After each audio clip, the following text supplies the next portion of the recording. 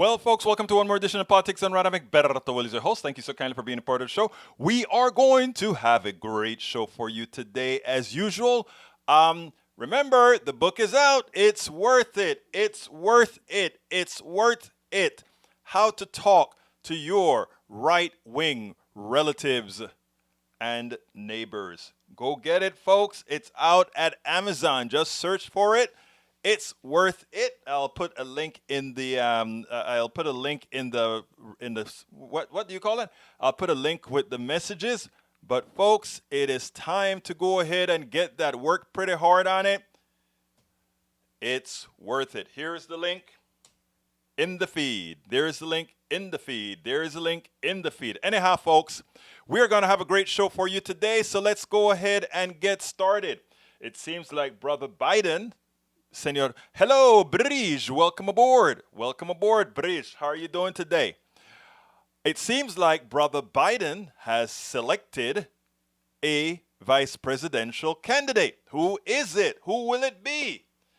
They said it was the black folks were saying we got to get a black woman there. Others were saying it didn't really matter. Well, we'll see what happens. We'll see what happens. But it seems like the choice was made. Folks, Rose Williams, how you doing? El numero uno copy editor of egbertowillies.com. Thank you so kindly. Anybody else showing up? Let me go ahead and, of course, anyone. I agree with you, Brish. Anyone. Bruce Pollard, how are you doing, my friend? Welcome aboard to Bruce. As more come along, let me go ahead. I was reading a whole lot this morning, right? All these different... Norman Reynolds, survivors. We are survivors. We are absolutely survivors. All right, folks. I was reading today, right? And today's show is about a lot of the stuff I started to read because I didn't have a guest to interview today. And I said, what am I going to do the show about today? I've been reading some articles. And, I love Chris Hedges. When we honored Chris Hedges as part of the Houston League, the one thing I remembered about Chris Hedges is that he's always a downer, and he didn't disappoint. Houston Peace and Justice group, we gave him an award, and I mean he was the regular Chris Hedges, and I read an article this morning from Chris Hedges. And there he was again. Waikisha Howe, welcome aboard. So I read this article by Chris Hedges, and I'm like, everything you're saying is right, but you know what? It is right in the form that this is what people know if we keep the current trajectory, this is what it's going to be. Then I also read my buddy, Tom Hartman. And by the way, Tom Hartman is going to be on the show next week. Tom Hartman is on the show next week. He has a new book out. His new book is called... what is it? The Hidden History of Monopolies. It's a great book. I've been scanning through it. I'm not going to be able to read it in detail, but it's not a long book. Of actual material, it's about 140-something pages. But anyhow, so you may want to, I think the book drops on the 17th. The Hidden History of Monopolies. Anyhow, so here's the deal. He wrote an article about will people show up? And then...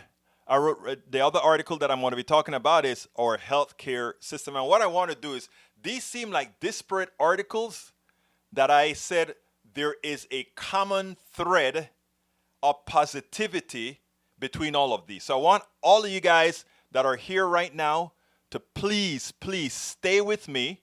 But not only stay with me, please share the program now. Please, if you're watching right this minute, please go ahead and share it on your feed, share it on your wall, share it on your Twitter, share it on your Tumblr, share it on whatever website you go to, share it on your wall, because that's the only way we can get the traction for people to hear this sort of information. And as far as it's worth it, my new book, I have a lot of articles in there that I'm going to tell you. Some of them, there were 4 or 5 articles that I wrote a while back. And I went back and reread the articles, and it was like, this has to be out there. Because I'm telling you, there's a lot of material. I mean, my wife was my copy editor. She went ahead and made sure that I didn't have too many typos. I mean, I have a tendency to do that. And she was a copy editor on this one, so she found all those errors and got that fixed up before we got it released to publish. But it's now published online and ready to go. So please go ahead. First of all, share. If you're just joining in, please share. But here's how I want to start. The title of the show today is Outta Kilter Healthcare. Will enough show up to stop Trump, or is America's death march real? And of course, that last one is from Chris Hedges. 3 articles gave me concern and resolve at the same time. While the Trump debacle unabated could continue America's death march, its existential nature can force us to action. And that's what I'm counting on. And there are 2 women. One you guys saw yesterday on the show yesterday, and one that I saw today. And they answer El Señor Tom Hartman's question about will they show up. So, media challenged Trump, too little too late. Article, within healthcare USA, risk and reward have never been more out of kilter. America's death march. Will enough Americans show up to stop Trump from using the dictator's playbook? I am wagering that with all the voter suppression that's going to be attempted,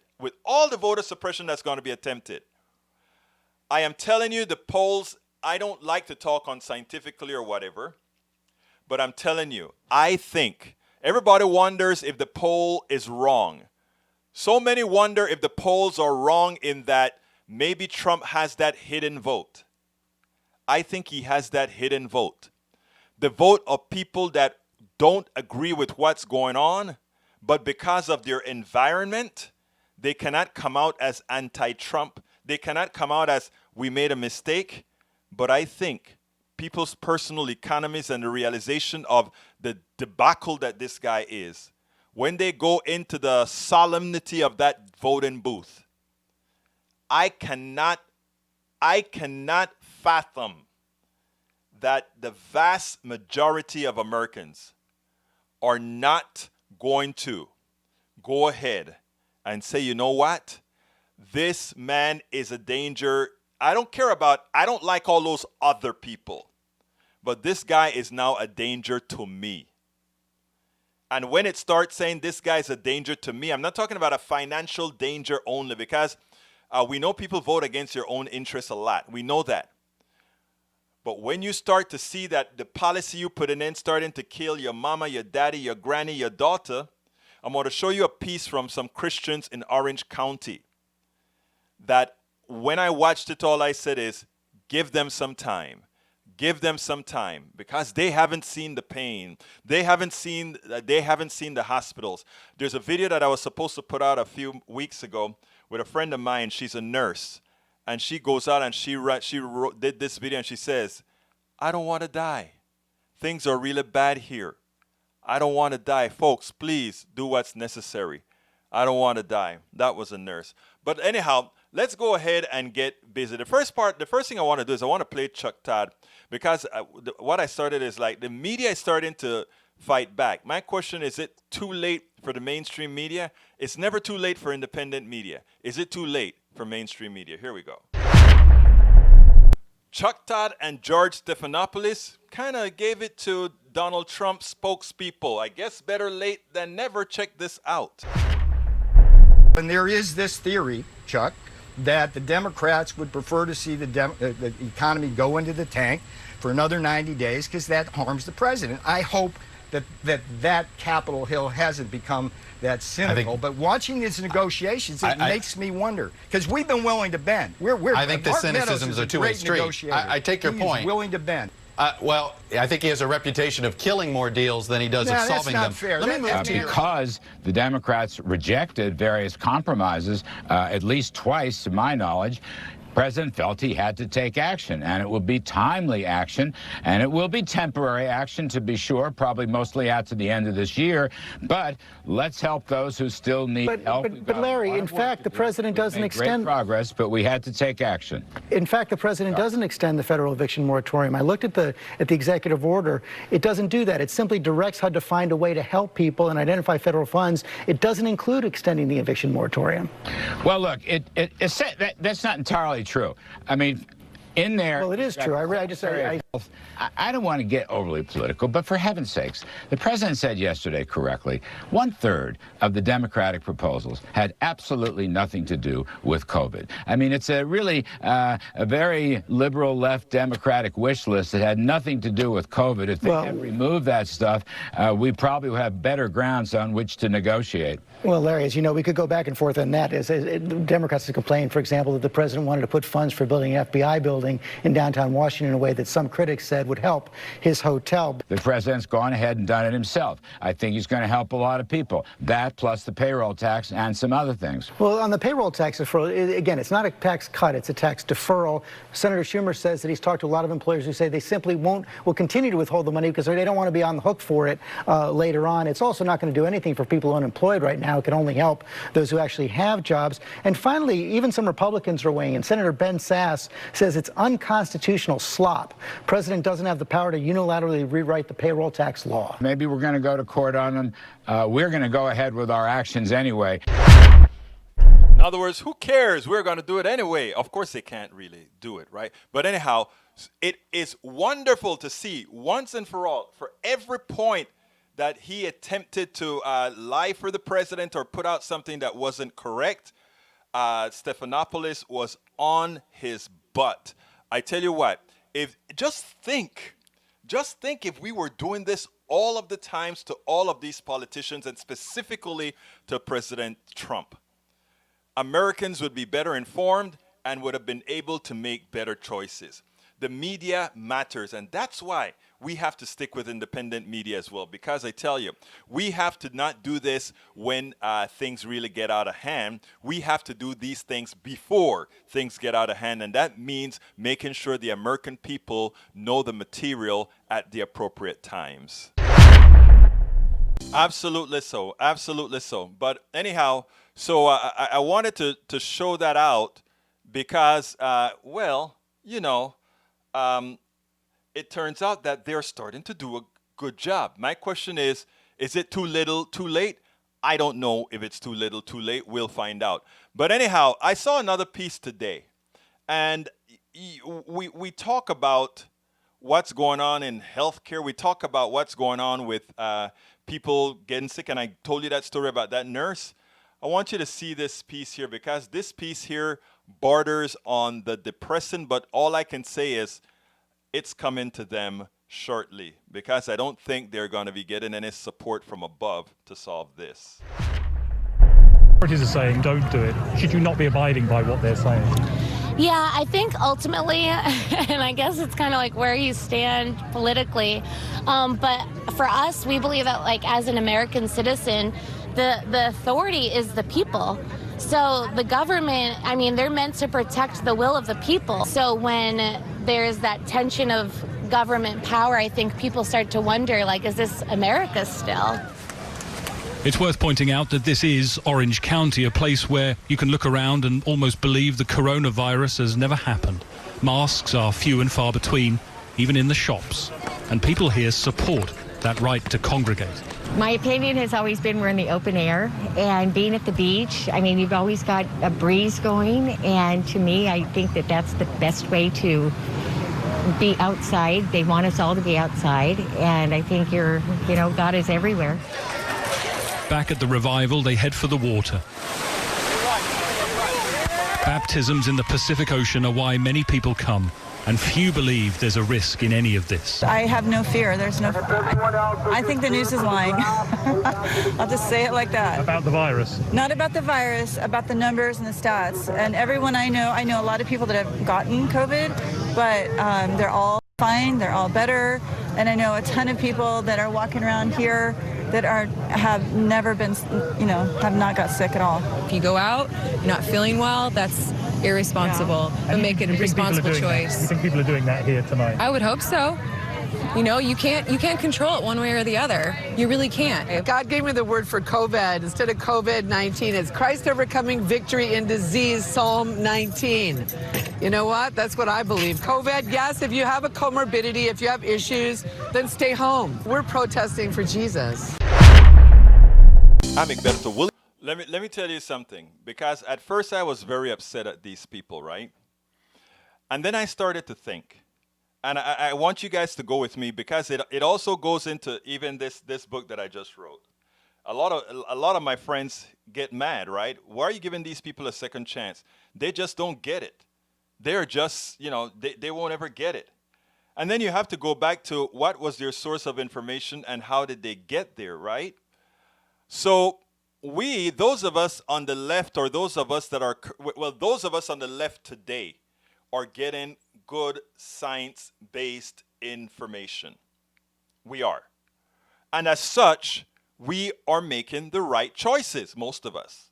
Now, I want to remind a lot of you that there are some portions of the left that are just nuts. A lot of the anti-vaxxers are on the left-hand side of the equation, and there is some interest. Oh, wow. It was made, folks. Senator Kamala Harris is Senor Biden's vice presidential candidate, just as many of us thought. I didn't think he was going to pick Senator Harris. I have to admit that this morning I told my wife that I don't think it was likely to be a black person or a black woman being chosen. I didn't think he was going to do it. I have a hunch that the pressure mounted. But anyhow. So yes, it's Kamala Harris. So Bridge MCP, it seems like you're happy. You says you love her. Great, excellent. So you got your wish, Bridge. Okay, let's continue with what I was saying before. Here's the issue. These people are informed by those they respect as well. And who are the folks they respect? The evangelical charlatans, the right-wing hacks, and all of those. So I don't call my right-wing brothers and sisters by names. In other words, I don't disparage them or anything, because I wonder if my reaction would be, if I had the Heritage Foundation that was responsible for creating plausible stories against reality, if I could fall for it. And I would wager that that can happen. So therefore, we have to hold our ire for their leaders. We need to attack their leaders with everything possible. I'm not talking violence here. I'm talking about we have to disparage them. We have to take away we have to get rid of their respectability. We have to do everything with their leaders. Not them, not the people, not those who've been fooled, not those who've been hoodwinked. It's hard to do that. No, Kamala is half Indian, and also her father is Jamaican. So it would be, if there's a slavery route, it would be through her father in Jamaica through the British Empire. So, and that ended way before the American slavery. American slavery lasted way beyond its time. Well, anyhow. So what we have to do is we have to go after those evil leaders completely. We have to discredit them, disparage them, get them in the point out everything that they do that has really hurt their people. And in doing so, change the credibility of those folks to the reality of now. And when we are able to do, and that way, that serves us two purposes, right? It means that we can chop the rat off from where it begins, the head, and then we can save the body. We can save the body. We can save those folks easily then. And that is what we've got to do. So what I try to mention quite a bit in my book as well is let's always be humble. Let's always be. I use 5 words that I said that we work with. 5 words that we work with, because that is how we prevent what Chris Hedges is talking about from being realized. Chris Hedges thinks it's all over. He thinks that those people on the right are so confoundedly out of their minds that it is all over. And I can tell you from experience, in talking to folks one-on-one, where we can see eye to eye, where we can go ahead and ask questions of them, it turns out that they answer their own questions and many times realize that they've been hoodwinked when they're not surrounded by that facade of what I call a facade of immorality and a facade of junk science, a facade of all those bad things. We can do that. You know, I talk a lot about that in It's Worth It. And the reason I went ahead, the name of the book came close thereafter, It's Worth It, because my thing was, we don't throw away anybody. It's worth it. We're all humans. We are not like the plutocrats. We know that people are humans. The plutocrats are evil. We know that. Most of them are. We know they care nothing about humanity. They care solely about capital. We know that. So we got to get away from that. Okay, going on to the remainder of the show. Let me see. I got time. Yeah. All right. Here's what I want to first talk about, because I think this is imperative. The first thing is within Healthcare USA risk and reward. I want to read the first part of the article because it's rather important. It says, how's the pandemic life been going for you? Have you been doing fine? As it turns out, there's a group of folks that are doing fine, right? There are those who are profiting dearly from the pandemic. I mean, if you're a nurse that's making $100 and something an hour, that's deserved. That is deserved. And that you're going to make probably $8,000 or whatever, 12 hours, $1,200 a day, I think that is great, because you're putting yourself at huge risk. Now, what those Christians, those evangelicals that were out there, they don't see what's going on in the hospital. They don't see that their behavior is clogging the hospital and going to make things worse for them. But anyhow, if you happen to provide healthcare services to actual COVID-19 patients as a nurse or a doctor, an orderly or a physician assistant, this has been the year from hell. Amid the worst worldwide pandemic in over a century, you've been working long, intense, chaotic hours. You watch patients die at rates unimaginable just 6 months ago. You watch colleagues die.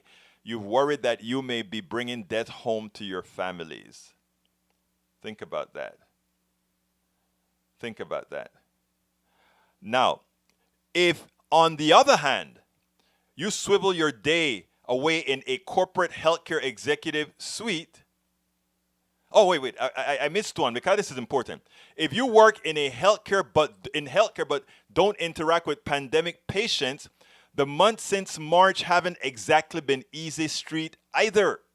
In April alone, 1.4 million healthcare workers lost their jobs as virus-free Americans delayed and canceled appointments and elective surgery. I was talking to some friends about that.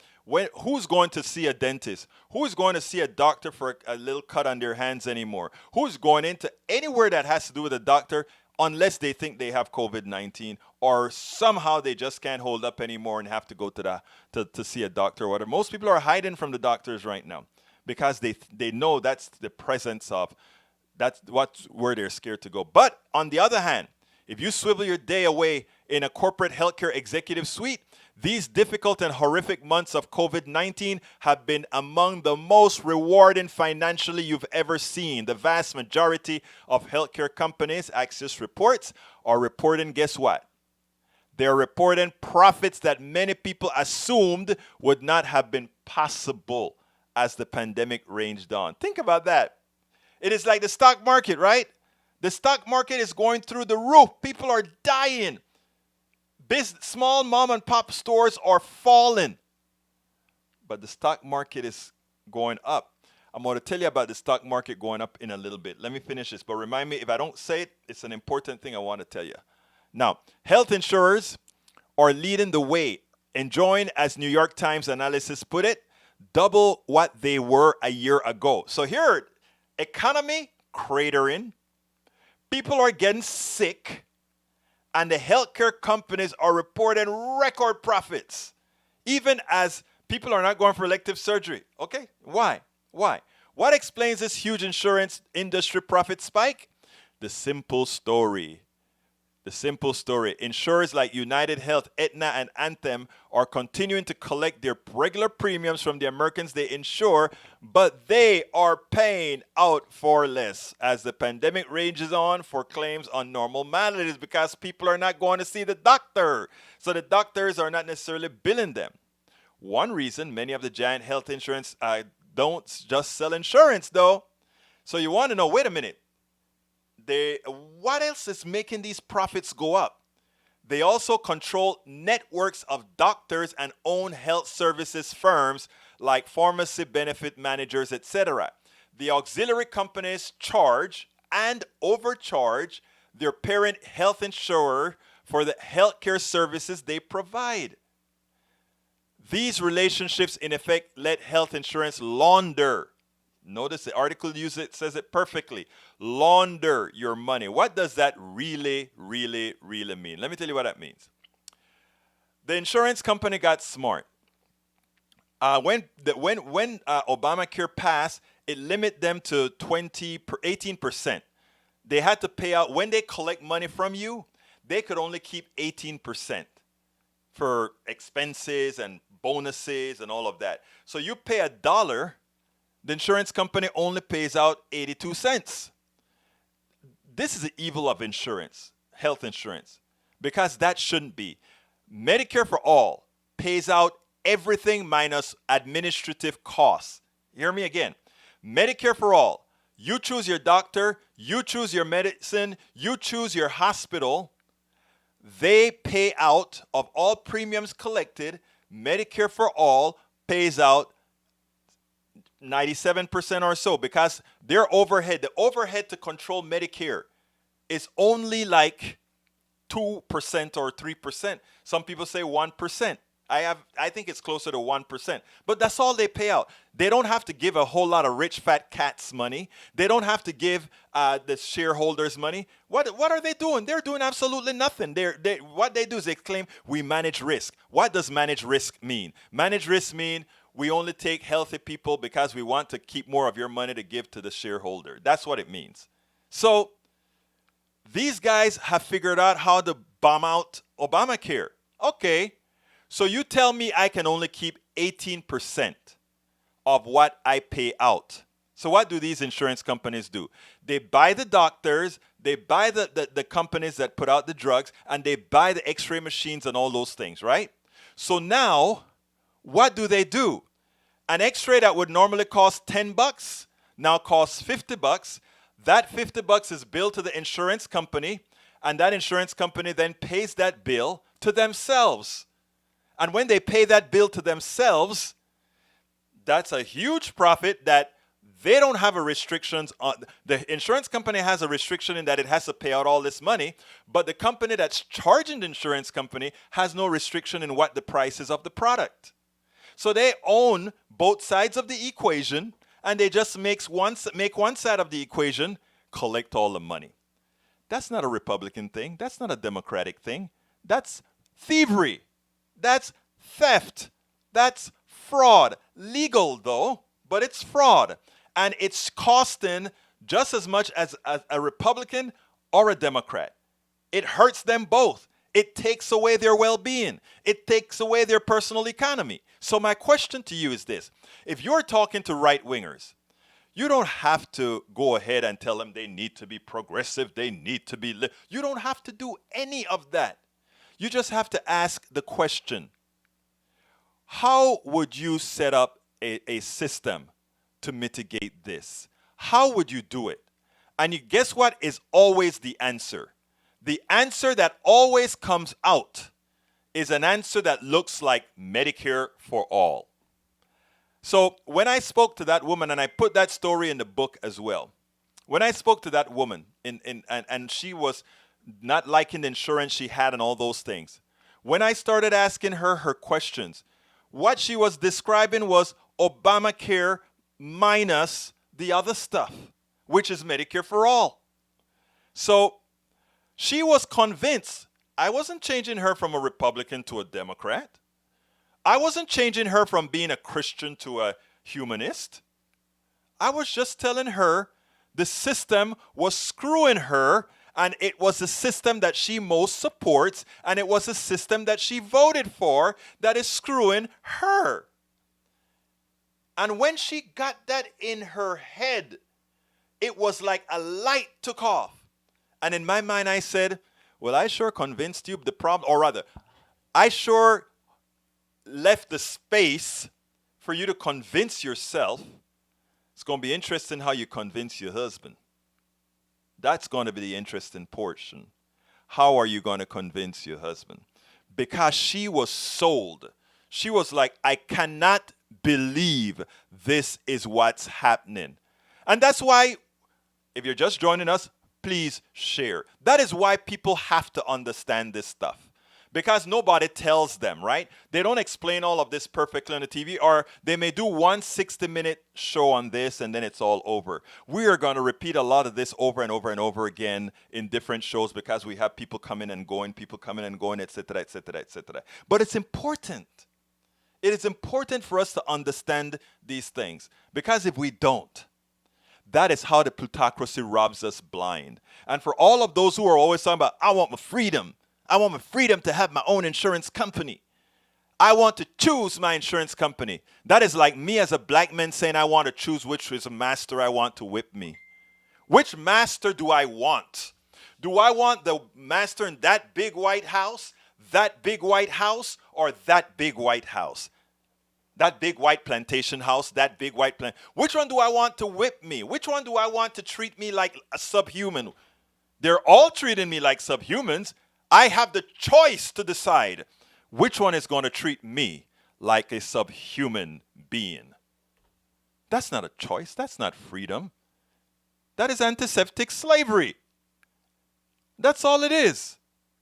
And we are all, irrespective of race, and that's why I talk about loving everybody.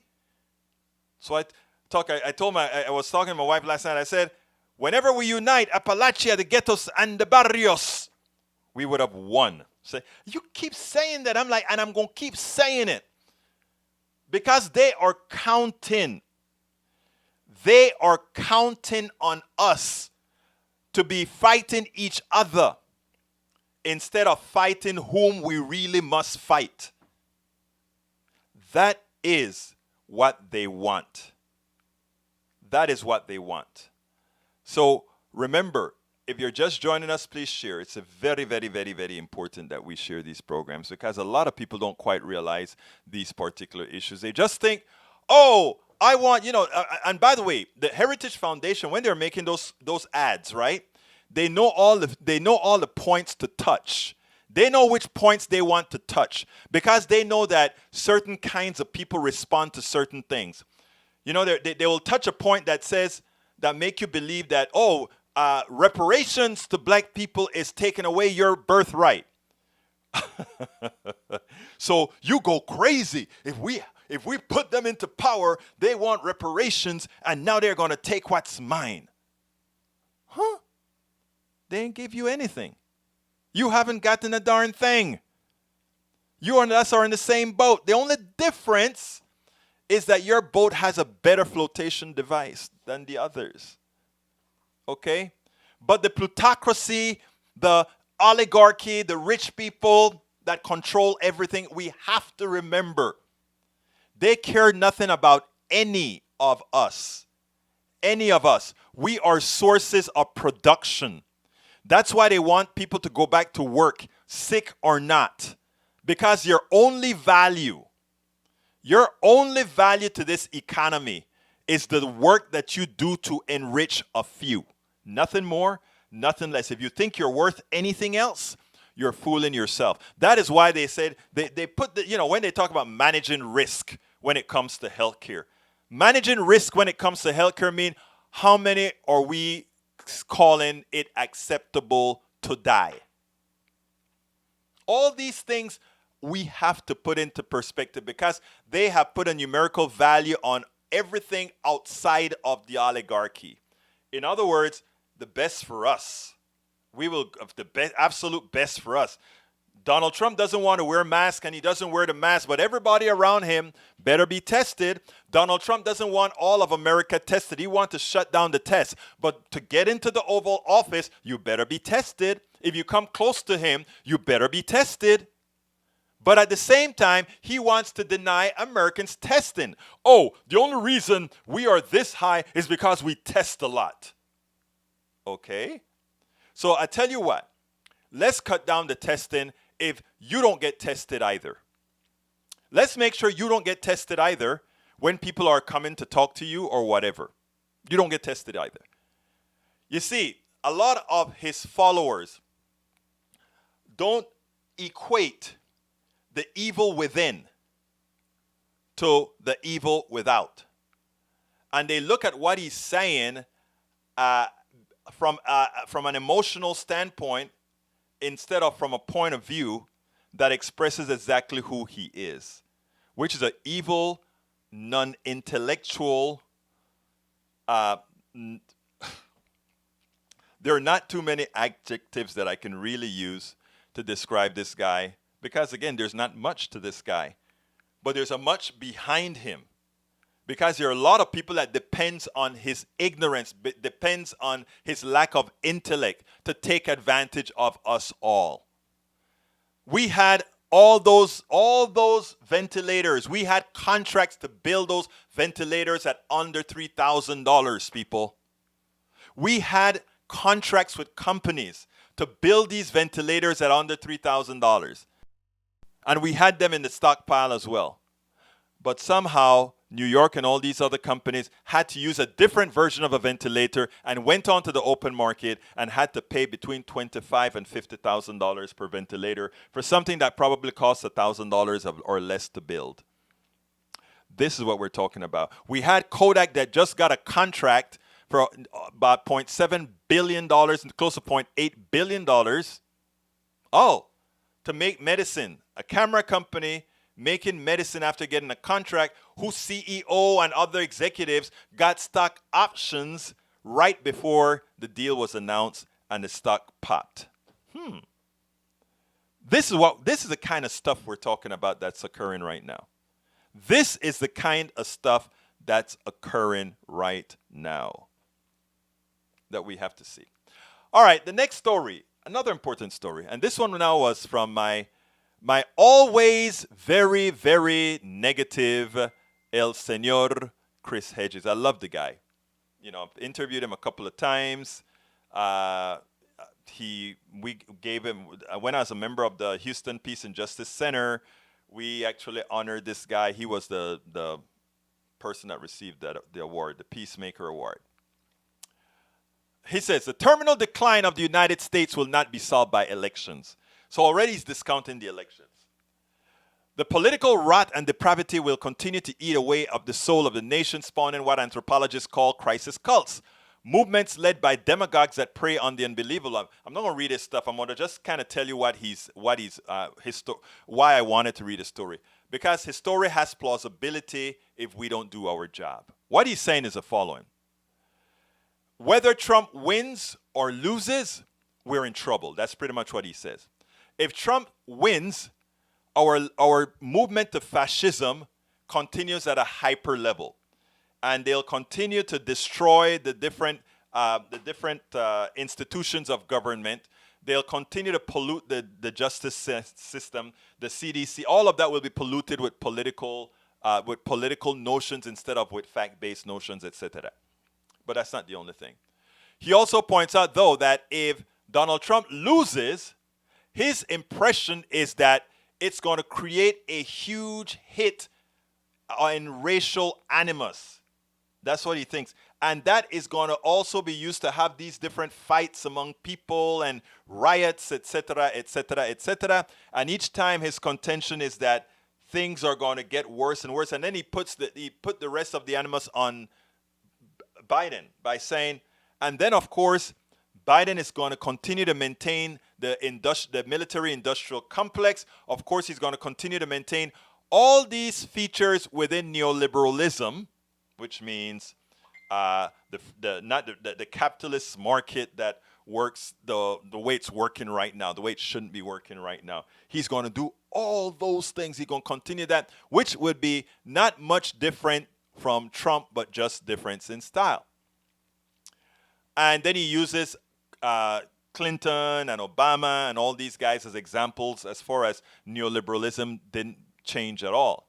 Obama was the closest person to put a little dent in it by having something closer to universal health care, something closer to doing a little bit of redistribution from ill-gotten gains. That's his contention. And my contention is that he isn't all that wrong, right? Assuming he's not all that wrong if we leave Biden alone like we left Obama alone. I'm telling my progressive brothers and sisters and our newly found conservative turned progressives in their thoughts, if not in their label, that we need to go out there as soon as he's elected is put the heat under his you know what, which is what we will do. And in the process, we mitigate what Chris Hedges is talking about, which is meritorious, but it is not, in my opinion, correct. A lot of his article mimics a lot of what I've talked about, which is America is not a meritocracy. It's an oligarchy where you are invited into being successful. You're not ultimately the big success, you are invited into the club. People say, well, wait a minute, didn't you have a company and weren't you successful in your software company? Yes, I was. I was chosen. When I look at Boeing using my products and Exxon and Texaco and all these guys using my software, knowing that there were 10, 20, 30 different other applications out there, yeah, I was chosen to some extent, but I was never, that's a different level that I'm talking about anyway. I'm talking about a much bigger level. I'm talking about Bill Gates level. I'm talking about the guy who owns the Mavericks level. That level. So we are not a meritocracy, and we have to come to that realization. So my thing is, with respect to Chris Hedges, is number one, Chris, yes, Biden could be elected and turn out to be the same as Trump without all the baggage. Trump could stay in power, and we get what you're talking about. So my thing is, Trump will not stay in power. We will defeat Trump in November. We won't only defeat Trump in November. It's going to be a landslide in November, and the Senate, it's going to be a completely democratic control of the government like it was in 2008. Here's the kicker. We cannot repeat, insanity is doing the same thing over and over again and expecting a different result. We cannot repeat what we did in 2008. We have to be on Biden's butt, and we have to be on every centrist politician's butt, progressives that is. We cannot give them 1 ounce of breathing space as soon as they are in power. And we have to bring on as our allies many of the Trump voters. What, are you crazy, Egberto? No, that's why I wrote the book, man. Because the way we are going to get change, right, is not just a ping-ponging between progressive and conservatives or whatever. The way we are going to hold on to power, and I'm talking progressives holding on to power. When I say progressives, I mean people who are going to be doing the things that help most Americans. That's what I'm calling progressive. Now, conservative is not going to want to cop with me and say that, but they're going to support those policies that make them fiscally better off. I'm sure of that. So as soon as they get in, we get them in and we start forming alliances. That's what we got to do. And these alliances will ensure that they are, they have to listen. They either listen to the plutocracy or they listen to the people who are going to vote them in, keep them in office. One or the other. One or the other. And what I'm saying is that is exactly what we have to do. Now, the question is, how do I know that we're going to win with a landslide? Isn't it true that Donald Trump is, as Tom Hartman is saying here, will enough Americans show up to stop Trump from using the dictator's playbook? Tom Hartman, he should be on the show next week. Well, I tell you, it will. They're going to show up to vote. I want to play you two things. The first thing is what I did yesterday. I want to play this one for you. This is important. Check this one out, and then I'll play the other one right after. Joining me now from Kent County is NBC News digital reporter Dasha Burns. So, Dasha, I know you spoke with a panel of Republican voters there, and one voter in particular honed in on President Trump's law and order message and how that's going over in the suburbs where those critical voters are. Tell us more about it. Hey, Chris, yeah, I've been following that slice of the electorate, conflicted conservative voters, for a while now. The voters I sat down with here in Kent County, I've been talking to since last November, and so much, of course, has changed in all of our lives since then, and it has impacted people's views politically. Take Katie Morse. She's a mom of two. She voted for Donald Trump in 2016, and when I first met her, she was still open to voting for him again, but since then, that door has closed, in part because of his response to the pandemic, but especially because of his response to the Black Lives Matter movement. Take a listen to how Katie views the Trump campaign's messaging, the law and order messaging targeting suburban moms like her. We aren't, suburban moms. We aren't 1950s housewives anymore. And to make us think that we're going to be, this, defund the police thing, and we're going to all of a sudden be overrun in our communities by all these bad people is ludicrous. Chris, I've watched Katie grow more and more frustrated over the last several months. Yesterday, she told me that she can't wait for November so that, quote, this nightmare can be over. She can't wait so that this nightmare can be over. That's when I say it's going to be a landslide. That's the first half of the landslide. And you know what? It's starting to what this woman's speech, her talk, what she just said there, has started to show up in the polls as they poll suburban women. Like I said yesterday, there's only one group right now that Trump still has a fairly good stronghold on, and that's white men. Nobody else. Nobody else. It is like holding on as best as I can for the short term, and that hold is shrinking every single day. One of them are out, have seen exactly what's happening. It's amazing what's happening. Even white men right now that have associated with the bravado of Donald Trump, they're starting to turn. So as far as white men, I'm not talking to men in general now, as far as white men, it is not inconceivable that by November, no matter what Trump tries, that flip based on the current economy and the current state of the coronavirus. But, so that is the first half. But the statement from this woman here and the resolve with which she says it, a random person at a voting location, this is what she had to say. And when she said this, I said, you know what? People are really feeling the urgency. People are really feeling that it is existential. Check this out. Looking ahead to November, do you have concerns that you'll have the same type of wait? It won't matter.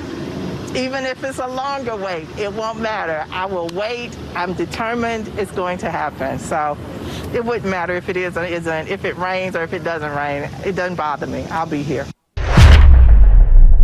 That's what I'm talking about. But I tell you better. A friend of the family, his son came over here, and I have to put his interview together. He did an interview with me. Just came out. I'm doing interviews with young people that I want to put out there. And this young man spent some time here at the house. We interviewed, etc. And I asked him, hey, with all the people that you hang around at work or all of that, your age, I know you guys usually don't vote. He looked at me and he kind of looked at me at attention. And he said, not this time. The in thing for this election is to vote. He's 23 years old. The in thing for this, I think 23 or 24, the in thing for this election is to vote. So my next question to him is, are your peers feeling like that as well? And he said, yes. He said, the thing people said, if you don't vote, I don't know. So I am saying that the polls lately, I think the polls are shell-shocked. The pollsters are trying to put all the barriers that they can because of what occurred past.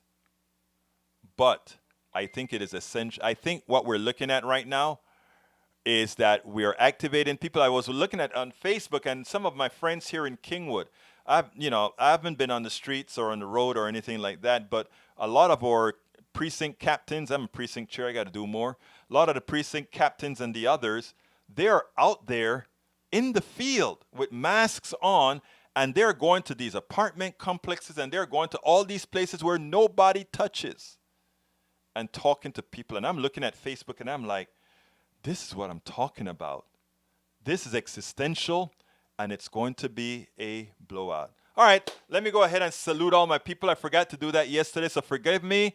Welcome aboard, Brige MCP. Welcome aboard, Bruce Pollard, Norman Reynolds, Rose Williams. Thank you guys for being here. Waikisha Howe, Kathleen Marin Morgan from Sichuan. I always say your thing wrong. Massachusetts, my buddy. And of course, there is Mad Hatta 235266_Jesus. Woo! That's what he put there. I didn't say that. He put that there. Lee Grant, welcome aboard. Para ver quién más está aquí. We have, if I miss you, just send me another message. Daniel Ledo. He says, rolling. He's laughing.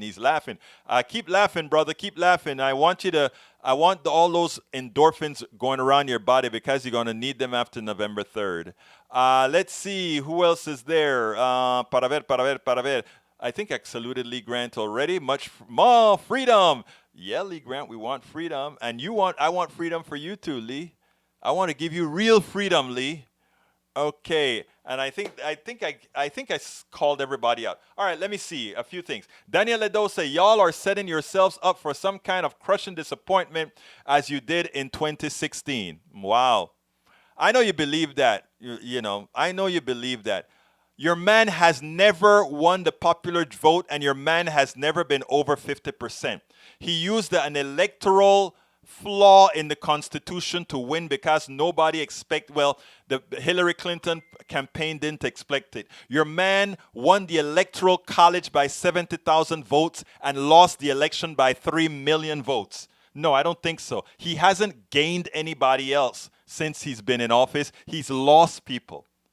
My contention, though, is not a small win. It's a landslide. And a landslide is what we'll get. And let me put it bluntly. He's going to win Texas and Georgia. And you guys are going to be like, how could he possibly win Texas? How could he possibly win Georgia? Read my words. And remember this. Remember I said this on August 11th, 2020. Trump will win Texas, and Trump will win also Georgia. And you know why? Because of somebody named, I forgot her name now, the woman who ran for governor of Georgia, because of the work that she is doing. Lee Grant, Dems will be cast as a defund the police, pro-riot, pro-crime party. I don't see the landslide. No. That is inside of the Fox News realm. The 25% of people that live in the Fox News domain, that stuff about defunding the police. Look, Seattle already defunded the police, okay? Seattle and the police chief left, to which I said, good riddance. Good riddance, police chief. Good riddance. Because if we invested more money instead of buying trucks and bombs and Molotov cocktails that they use on the people, if we went ahead and sent out people whenever there's a disturbance in a family, send somebody out without a gun, that's not a police that think they have to show their macho, we won't have all these shootings. We don't need police officers to do jobs that don't require police officers. Let them do what they're supposed to do. Keep order. That doesn't mean militarizing them against everything. Every time you call the cops, well, I don't call the cops at all because they present a clear and present danger to me. So I don't use cops.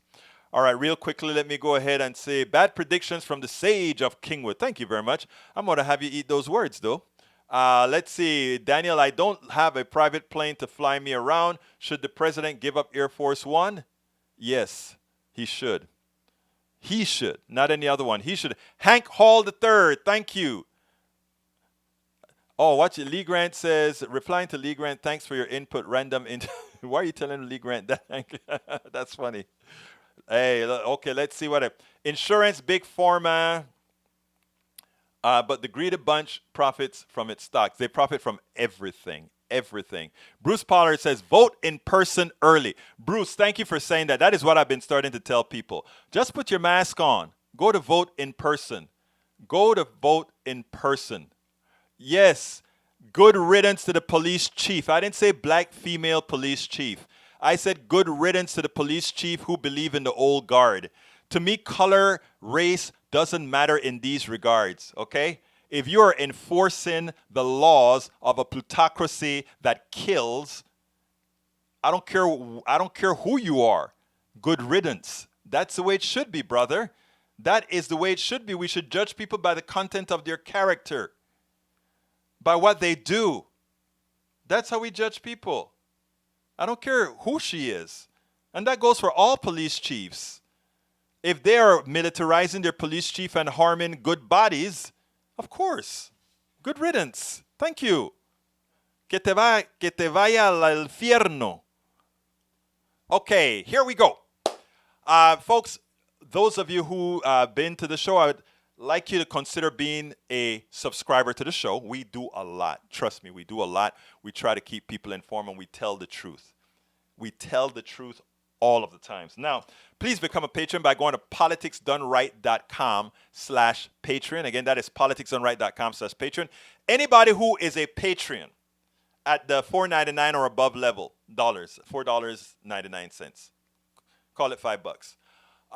You have access to all our books. You can just go to egbertowillies.com, click on my books, and you can read every single one of those books online at your convenience. On your phone, you pull it up, you can do all of that, okay?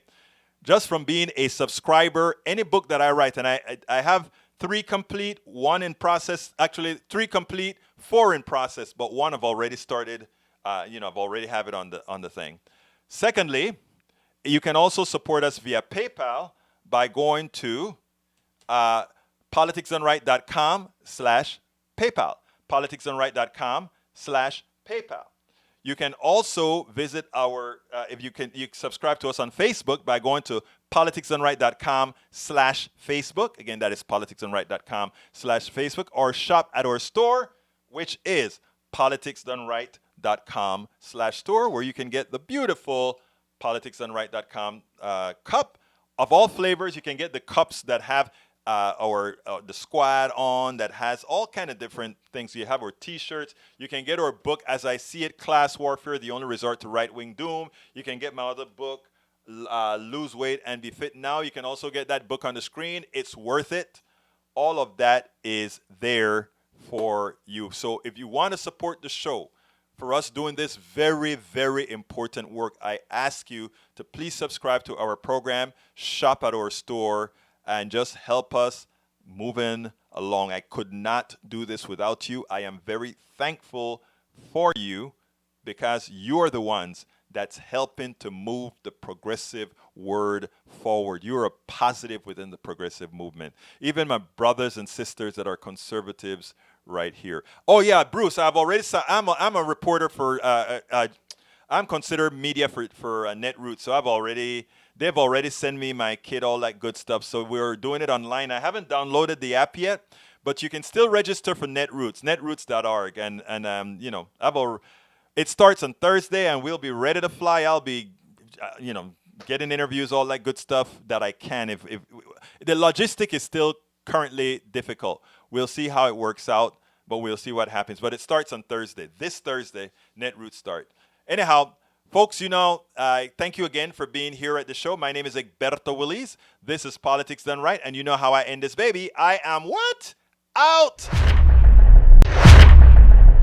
I'm Egberto Willies, host of Politics Done Right, an independent news program. I post several news videos of interest every day. I ask you so kindly to subscribe to my channel, and please leave me some comments. Thank you very much.